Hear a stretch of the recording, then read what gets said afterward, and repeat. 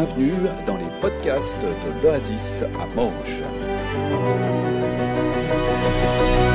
Je vois que les rangs devant sont passablement vides. J'ai fait un PowerPoint qui vaut ce qu'il vaut, mais voilà, le fait est qu'on va se plonger dans un texte qui est Ésaïe 58, et c'est assez intéressant, soit si vous pouvez l'avoir devant les yeux, donc s'il y en a qui veulent aller chercher des Bibles ou bien ouvrir la Bible sur leur téléphone, Ésaïe 58, et s'il y en a d'autres qui préfèrent justement plus se concentrer sur le PowerPoint avec les mots que j'ai surlignés, tout ça, n'hésitez pas à vous avancer. Voilà, comme ça on va lire le texte tous ensemble. Je laisse quelques instants pour que vous sortiez votre Bible, Ésaïe 58.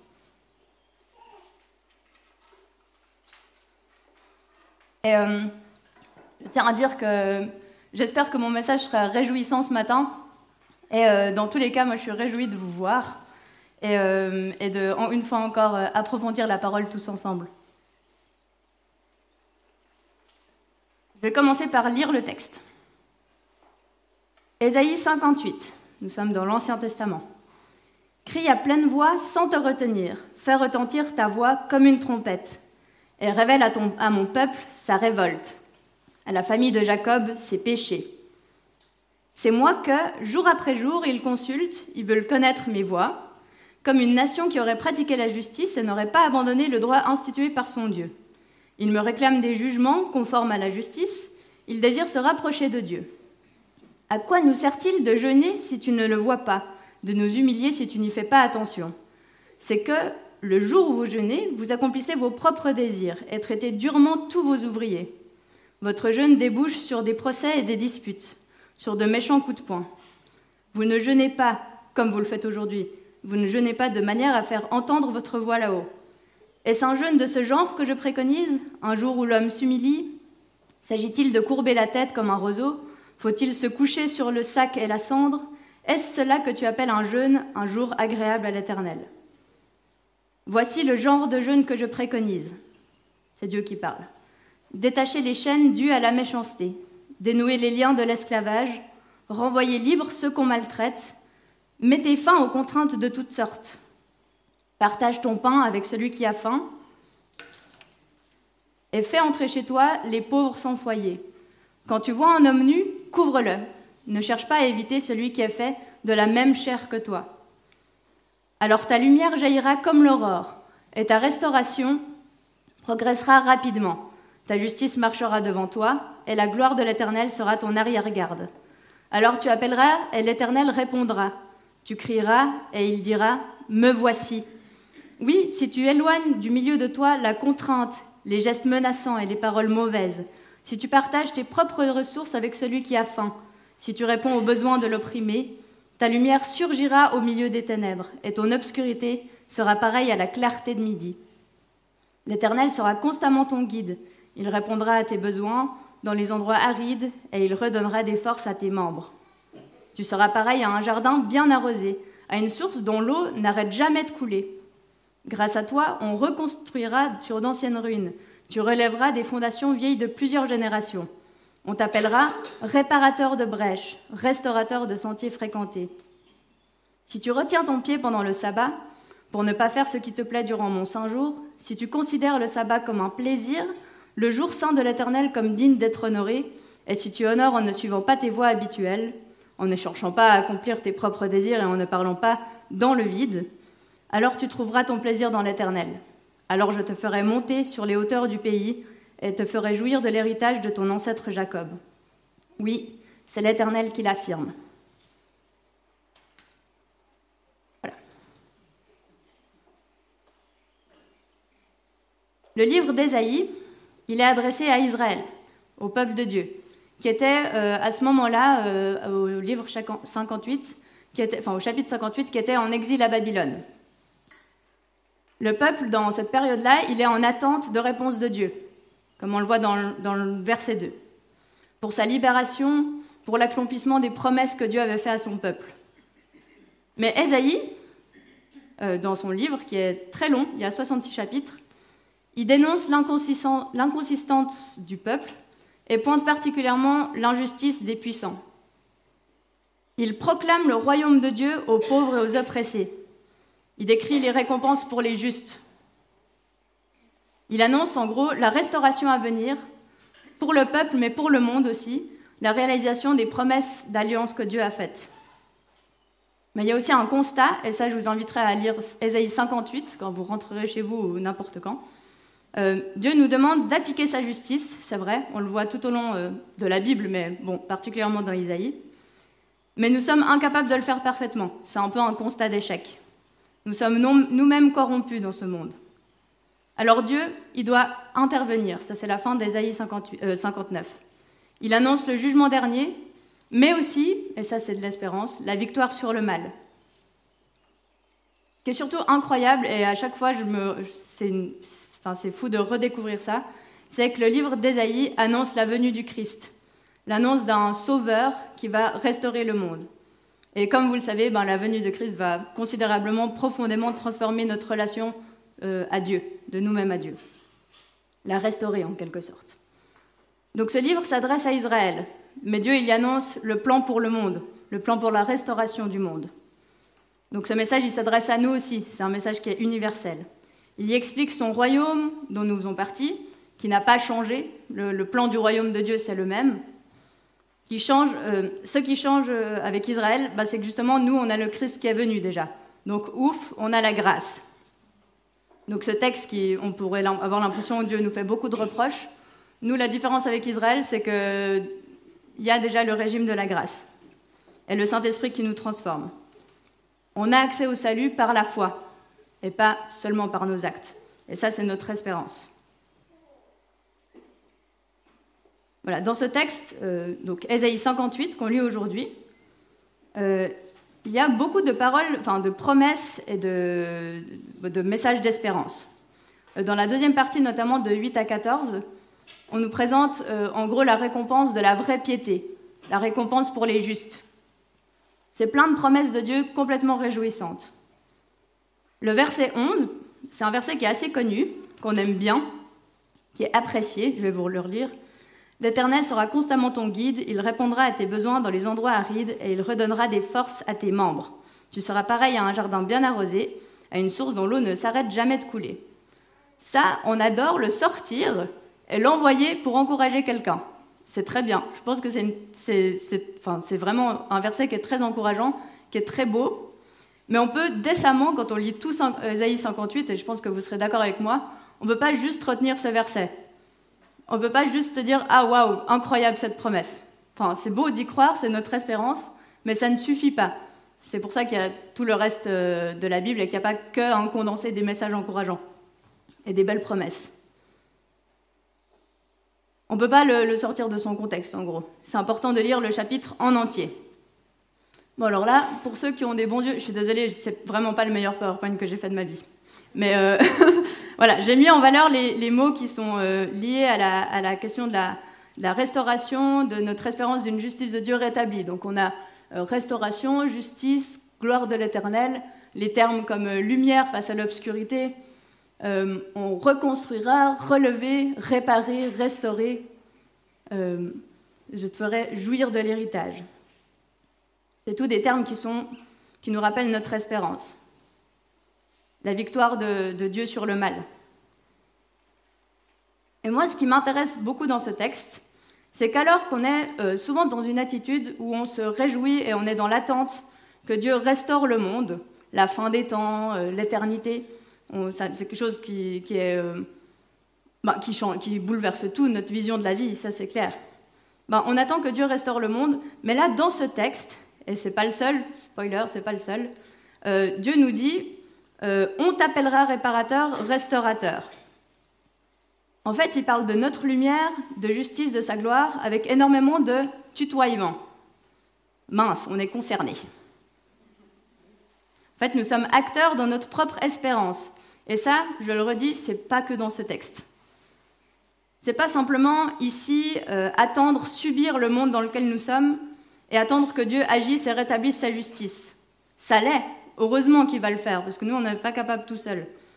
Mais on apprend, et ça c'est quand même quelque chose d'assez mystérieux, que Dieu désire que nous fassions partie du plan d'action. Attention, ça ne veut pas dire que nous, on va sauver le monde.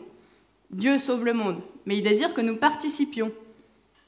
C'est curieux quand même. vu nos actions très imparfaites. Et dans ce texte, voilà, Dieu nous montre que la relation que nous devons viser avec le monde il nous montre la relation que nous devons viser avec le monde et avec lui.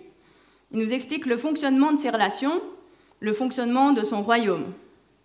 En gros, ce qu'il attend de nous dans ce monde jusqu'à ce que ce dernier soit restauré. Bon, on pourrait se dire, ouais, mais voilà, ça c'est l'Ancien Testament, le Nouveau Testament, voilà, c'est toute un nouveau fonctionnement. Ce texte-là où on nous dit d'avoir tellement d'actions envers les opprimés, c'est un peu caduc parce que voilà, maintenant il y a la grâce. Est-ce que vraiment on a besoin d'être toujours autant dans les actes comme ça? Alors je précise. Voilà, est-ce que ça j'ai dit, pardon. Donc voilà, il y a quand même des textes qui sont très importants comme Matthieu 5 où Jésus il dit qu'il n'est pas venu abolir la loi, donc il n'est pas venu abolir tout l'Ancien Testament. Ce texte, il nous dit d'ailleurs, il est assez challengeant, Matthieu 5. Ce texte, il nous dit même qu'on doit aller plus loin que le simple respect des 10 commandements. Bon, c'est déjà pas mal, les 10 commandements. Et il nous dit même, soyez parfaits. Donc le Nouveau Testament, même, c'est pas il abolit l'Ancien, il nous demande encore plus. Romains 6, il nous dit même que nous devons être les esclaves de la justice. Bon, en gros, je ne vais pas vous refaire toute la Bible, mais la foi nous sauve, les actes sont essentiels. Dieu sauve le monde, mais nous devons viser le bien. Mais pourquoi est-ce que c'est une bonne idée de la part de Dieu? On va le découvrir. Dans ce texte, Ésaïe 58, il y a beaucoup la notion de justice. Le mot revient plusieurs fois, avec attaché à lui aussi souvent la notion de droit. Le mot justice, enfin en tout cas la thématique de la justice, c'est présent plus de 3000 fois dans la Bible. C'est énorme, 3000. C'est David Richard qui m'avait dit qu'il avait une Bible où était surlignée en couleur toutes les fois où on parlait de justice et que quasiment en fait à chaque page il y a de la couleur. C'est un thème qui est extrêmement présent. Et souvent, le terme justice, il est en rapport avec la pauvreté et l'injustice sociale, justement. Voilà, les termes justice et droit dans l'Ancien Testament, ils sont utilisés souvent dans le contexte d'une communauté. C'est pour ça qu'en fait, la traduction en français, elle ne leur rend pas honneur. En fait, elle ne montre pas le sens le plus profond. Alors, un petit peu d'hébreu que je ne maîtrise pas, mais des gens le maîtrisent assez bien pour m'expliquer. Justice, c'est tzadak, et ça veut dire, en gros, établissement et maintien de conditions favorables à la vie. Vous voyez, ça va plus loin que comment on pourrait comprendre justice. Établissement et maintien de conditions favorables à la vie. Donc quand vous voyez ce mot dans la Bible, souvent c'est ça que ça veut dire. Je vais juste vous lire, c'est dans le cours Just People que je suis en train de suivre que j'ai appris cette information. Et ils écrivent plus précisément, dans la Bible, la justice ne désigne donc pas uniquement le droit au sens judéo-chrétien, mais les relations entre les êtres humains, ainsi qu'entre ces derniers et Dieu. Il y est toujours question de paix, de libération, de rédemption, de salut, de grâce et de liberté. En somme, ça décrit plutôt bien le fonctionnement du royaume de Dieu, la justice de Dieu dans son royaume, dans lequel d'ailleurs il ne peut pas y avoir de paix sans justice. C'est pas parce que nous tout va bien dans notre quotidien et qu'on est en paix, et tant mieux si c'est le cas pour vous, que ça veut dire qu'il y a la justice qui est établie dans le monde. Dans le verset 2, c'est moi que jour après jour ils consultent, ils veulent connaître mes voies, ils me réclament des jugements conformes à la justice, ils désirent se rapprocher de Dieu. On voit les attentes du peuple envers Dieu. Le peuple est en attente de justice de Dieu. Ils ont soif même de Dieu, ce qui est une bonne nouvelle. Ils veulent se rapprocher de lui. D'ailleurs, le peuple qui est à ce moment-là exilé à Babylone, ils vivent une injustice. Et puis ils comptent sur Dieu pour rétablir la justice. Même, on dit, ils se mettent en attitude de jeûne. Alors là, il faut préciser, dans l'Ancien Testament, il y avait plein de règles, il y avait des jours de jeûne précis, mais il y avait aussi la possibilité de soi-même prendre un jour de jeûne quand on souhaite obtenir de l'aide divine. Et c'est plutôt de cette forme-là qu'on parle dans le texte. On voit qu'ils attendent la justice de Dieu pour restaurer leur situation qui est injuste et difficile. D'être exilés, mal compris, maltraités, voilà. Loin de chez nous. Mais Dieu, il a quelques remarques à leur faire face à leur attente et leur jeûne en attente d'une aide divine. Il leur rappelle tout simplement qu'ils sont pécheurs. Voilà. Si vous lisez Ésaïe 59, c'est encore plus dur. Donc là, j'ai mis un texte qui est encore pas trop méchant. Leurs actes pendant leur jeûne prouvent qu'ils n'ont pas compris le vrai but du jeûne. Qui est ici, le jeûne, c'est d'éloigner la chair, de s'éloigner de la chair, du corps, pour laisser toute la place à Dieu. Donc le peuple il est en train de vivre une injustice, il attend de Dieu qu'il répare cette injustice, mais en même temps, il traite mal ses ouvriers. Vous pouvez voir, c'est au verset 3. Merci. Parfait. Oui, vous traitez durement tous vos ouvriers. Il faut se rappeler que la partie du peuple de Dieu qui était à Babylone, c'était l'élite plutôt. Donc on imagine bien que, ils avaient des gens en dessous d'eux quand même. Ça montre qu'ils n'ont pas du tout compris et ni intégré la vraie justice de Dieu qui régit son royaume. Ils l'ont même abandonné, c'est écrit dans le verset 2. Ils ne pensent qu'à leur propre désir, le désir de leur propre restauration. Et cette attitude est somme toute quand même un peu égoïste. Enfin, en tout cas, dans tous les cas, c'est oublier qu'il y a tout un monde autour d'eux. Et puis, le fait qu'ils ne comprennent pas cette vraie justice, ça a des répercussions regrettables, vraiment regrettables, dans toute la société dans laquelle ils vivent. Je crois qu'on peut se faire le même blâme pour nous aujourd'hui. On va parler de la justice de Dieu, sa justice. Alors Dieu, il donne quelques commandements par la voix d'Ésaïe. Oui, c'est bon, je suis au bon endroit. Il explique à son peuple, donc il nous explique à nous aussi, la manière dont on peut accomplir sa justice à lui dans ce monde. Dieu nous révèle ce qu'il attend de nous. Et quelle surprise, ce ne sont pas des rituels bien faits, une manière de s'habiller ou le fait de simplement dire bonjour à sa maman le matin. C'est bien plus que ça. Non, l'essentiel, c'est l'amour envers notre prochain. Et on a l'impression que c'est des thématiques qui sont très présentes dans le Nouveau Testament, mais c'est aussi très présent dans l'Ancien Testament. Je vous incite notamment à aller lire Michée, si ça vous intéresse. Et là, l'amour ici, c'est pas un sentiment ou une espèce de persuasion interne qu'on aime les gens, c'est des actes. Et j'aime particulièrement le verset où c'est écrit qu'il ne faut pas parler dans le vide, qui est le 13. Et ça me parle à moi, qui aime bien réfléchir, écrire des choses, ne pas parler seulement dans le vide, mais agir. Et moi, personnellement, ça m'incite à me questionner, quelle sera la place du bénévolat, par exemple, au moment où j'aurai fini mes études et que je devrais trouver un travail et organiser ma vie. Chacun peut se faire ses propres réflexions. Donc il y a des commandements généraux, comme au verset 6, qui est détacher les chaînes dues à la méchanceté, dénouer les liens de l'esclavage, renvoyer libre ceux qu'on maltraite, mettez fin, en somme, aux contraintes de toutes sortes.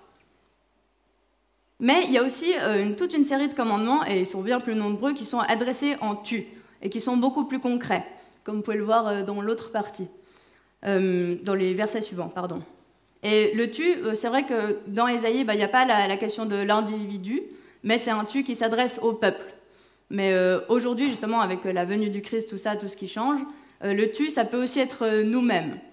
Mais aussi, et ça je pense que c'est quand même une bonne nouvelle, on peut aussi le prendre en tu dans le sens de notre communauté, de notre église, mais aussi peut-être de notre village, de notre pays. Enfin, ça peut être aussi un tu qui s'adresse à une communauté de personnes.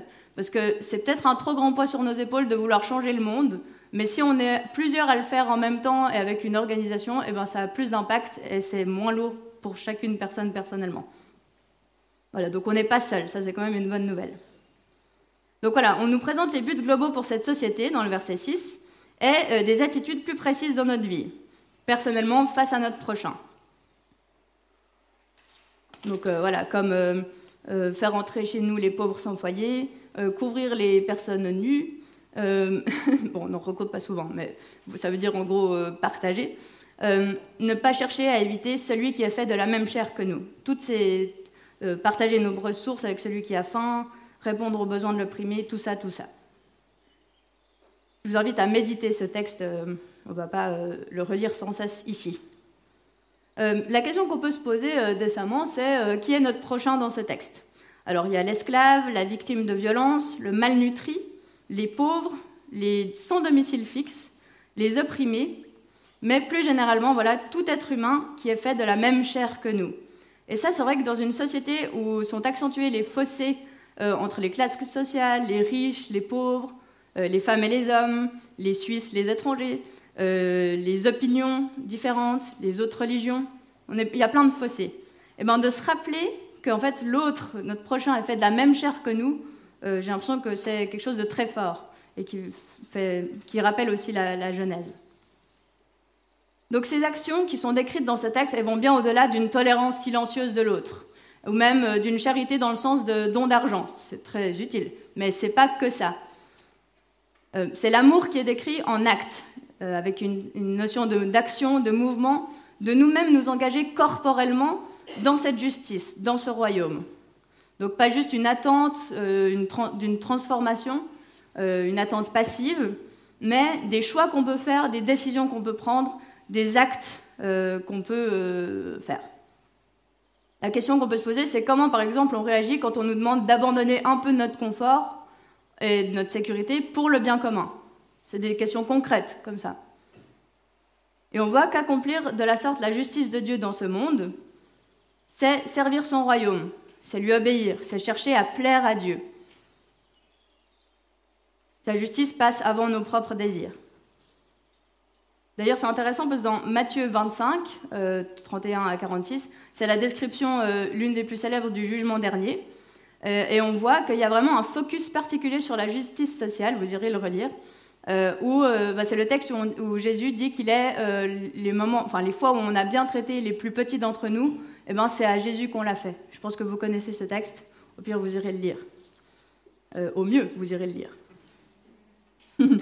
Et ça, je trouve intéressant qu'au moment du jugement dernier, de nouveau, ce ne soit pas la manière dont on a fait notre culte ou dont on s'est habillé, par exemple, qui est important, mais là, il y a vraiment un focus sur la justice sociale. Donc, qui sont les plus petits d'entre nous aujourd'hui? Dans notre communauté, on pourrait dire même dans notre famille, dans notre communauté, dans notre village, dans notre pays, dans notre continent, dans ce monde. C'est une question qu'il faut se poser. Qui est-ce qui est oppressé? Qui est-ce qui est pauvre? Qui est-ce qui subit des violences? Quelles sont les injustices dans notre monde? Et puis après, du coup, dans quelle association je peux entrer pour essayer d'amoindrir ces injustices? Vous trouverez votre propre solution, mais ça, c'est moi qui dis. Donc on va revenir quand même un peu aux promesses de notre propre restauration, parce que c'est quand même très présent dans le texte. On a vu précédemment que la justice de Dieu, ça concerne les relations avec les autres humains, la création, mais aussi de nous avec Dieu. Et on comprend dans ce texte que lorsque nous avançons sur le chemin de la restauration du monde, en voulant agir selon la justice de Dieu, ça nous restaure nous-mêmes. Notamment le verset 8, « Alors ta lumière jaillira comme l'aurore, et ta restauration progressera rapidement. Ta justice marchera devant toi, et la gloire de l'Éternel sera ton arrière-garde. » Très beau verset. Donc en fait, agir selon la justice de Dieu, ça nous restaure nous-mêmes, ça soigne notre relation avec Dieu. Et une relation forte avec Dieu, c'est comme avec un ami, en fait, ça veut dire qu'on a une meilleure écoute, une meilleure compréhension, et du coup qu'on trouve des réponses de la sécurité, de la force, de la paix. On nous dit qu'on va devenir une source qui va ruisseler sur le reste du monde. Incroyable. Et qu'une relation forte avec Dieu nous permet d'avoir la force justement de changer le monde. Bon, le monde, ça nous paraît très grand. Comme je vous ai dit avant, ça peut être la famille, le village, il y a plusieurs focus sur le monde. Il y a des mots forts comme reconstruction, relèvement, restauration. Et cette lumière, dont on parle aussi dans Matthieu, que nous propageons dans le monde, en fait, c'est cela qui rend gloire à Dieu. C'est notre manière, nous, d'être dans ce monde qui rend gloire à Dieu. Le royaume de Dieu n'a pas de sens si nous-mêmes, ses enfants, on n'y participe pas. Dans ce monde de relations, restaurer, appliquer la justice, nous permet de nous-mêmes être restaurés. Notre relation aux autres nous guérit. Alors on a l'exemple de Christ et le Saint-Esprit qui nous transforme. Et ces faits-là qui viennent avec le Nouveau Testament, ça bouleverse considérablement notre rapport aux autres et au monde. Et d'ailleurs, je trouve intéressant aussi que dans le verset 8, ça soit mentionné « ta justice marchera devant toi ». C'est finalement admettre aussi qu'on ne pourra jamais connaître et appliquer parfaitement la justice de Dieu. Ça lui appartient. Et c'est aussi, on voit dans Éphésiens 4 par exemple, que nous avons plusieurs dons. Donc nous n'allons pas tous et toutes faire la même chose, heureusement, parce qu'on a des sensibilités différentes. Et c'est bien l'attitude de cœur que Dieu apprécie. Et là, ça fait lien avec le psaume que Claude nous a donné avant. C'est pas notre imperfection et notre tendance à manquer la cible qui compte, c'est l'attitude de notre cœur. Ce qu'on peut voir aussi, et j'ai bientôt terminé, c'est que ce premier verset, il s'adresse au prophète Ésaïe. Dans l'Ancien Testament, vous le savez, Dieu parle au travers des prophètes, parce que c'est comme ça qu'on peut avoir le lien avec Dieu et connaître sa parole. Dans le Nouveau Testament, avec le Christ, le Saint-Esprit, la possibilité d'avoir directement accès à Dieu, plus la connaissance de la parole, en fait, tout le monde est appelé à prophétiser. Tout le monde est appelé à éprouver les prophéties face à la parole. Tout le monde est appelé à, finalement, s'indigner, comme Dieu incite à s'indigner Ésaïe.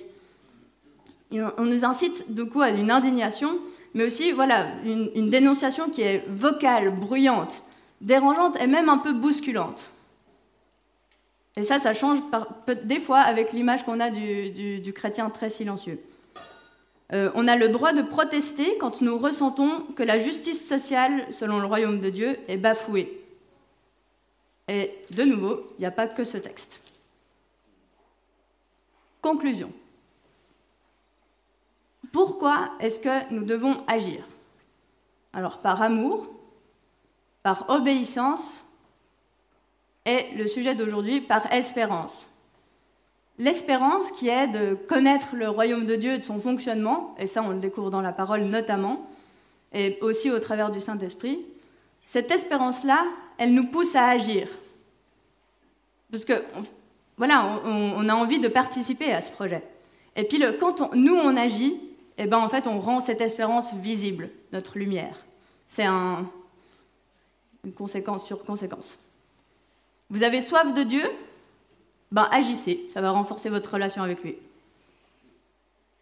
C'est un peu simplifié, mais vous comprenez le message. La foi nous incite à agir. Et justement, notre espérance dans le royaume de Dieu nous convainc que cette action n'est pas vaine, que ça vaut la peine. On parle souvent que c'est difficile de s'affirmer croyant chrétien dans ce monde. Ça peut être très vrai, surtout quand on n'est pas en Suisse. Mais j'ai l'impression que ce qui est réellement défiant et qui est chamboulant aujourd'hui, c'est d'affirmer avoir une espérance.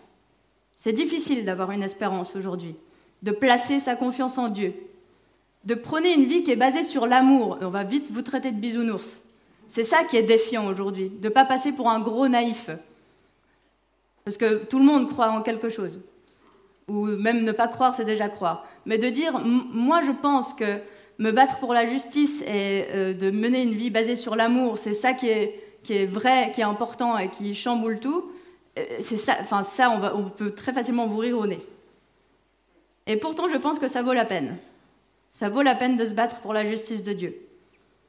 Face à la misère de ce monde, l'espérance est ce qui nous montre que tout ce qui se passe dans notre monde, ce n'est pas la volonté de Dieu. Mais qu'un jour, il y aura une vraie justice et qu'en attendant, le commandement qu'on nous donne, c'est de nous battre contre les inégalités et la justice. Ça renforce notre relation à Dieu, ça renforce notre relation aux autres, ça nous restaure nous. Pour aller plus loin, je ne sais pas si vous voulez prendre note, mais j'ai mis d'abord, je vous ai fait assez la pub, je peux encore le faire une fois, le cours Just People qui parle justement de justice, durabilité, justice sociale. Il y a des brochures, je crois qu'il en reste quelques-unes dans le hall d'entrée, vous pourrez aller regarder, c'est très édifiant sur ce sujet. J'ai noté aussi Ésaïe 59 qui fait suite à ce qu'on vient de lire, Matthieu 5, Matthieu 25, Romains 6 et Romains 15. Voilà. Je laisse un peu et je finis par la prière. Seigneur, mon cœur, il est réjoui et je suis reconnaissante aujourd'hui parce qu'on peut se rendre compte encore une fois que tu désires être en relation avec nous. et que ta volonté pour ce monde, elle est tellement bouleversante, elle est tellement grande, elle nous dépasse tellement, elle est tellement parfaite, elle est fondée dans l'amour, que on sait que toi, Seigneur, c'est toi qui as créé le monde et que c'est comme ça que tu l'as voulu. Et moi, Seigneur, aujourd'hui, je veux dire que ça me motive à encore plus m'engager pour viser et avancer vers un monde tel que tu l'as voulu. Et je veux te prier, Seigneur, que tu puisses nous venir en aide face à notre imperfection et que tu puisses nous restaurer nous-mêmes aussi pour qu'on soit capable de devenir une source qui s'écoule sur, qui ruisselle sur le monde autour de nous. Merci, Seigneur. Amen.